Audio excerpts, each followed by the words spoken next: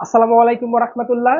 সুপ্রিয় এনটিআরসি এর চাকরি প্রত্যাশী ভাই বোনেরা, সকলকে কো একাডেমির নতুন একটি ভিডিওতে স্বাগত জানাচ্ছি।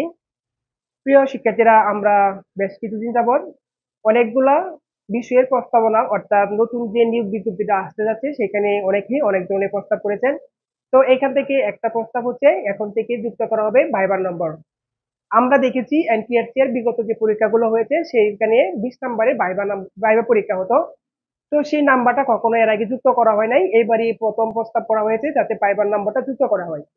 তো আমরা দেখেছি বিগত এনটিআরসি তে যে 20 নম্বরে ভাইবা পরীক্ষা হয়েছে সেখানে সেখানে ভাইবার যে পরীক্ষা প্লাস হচ্ছে সার্টিফিকেট, এই দুইটা মিলিয়ে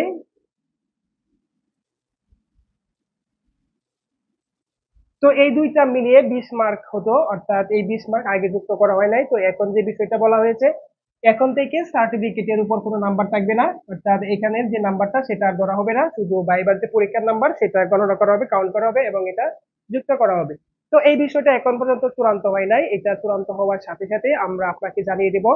প্রিয় শিক্ষার্থীরা, এনটিএসসি এর সকল আপডেট পেতে কো একাডেমির ফেসবুক পেজ এবং ইউটিউব চ্যানেলে সঙ্গে থাকুন। ধন্যবাদ।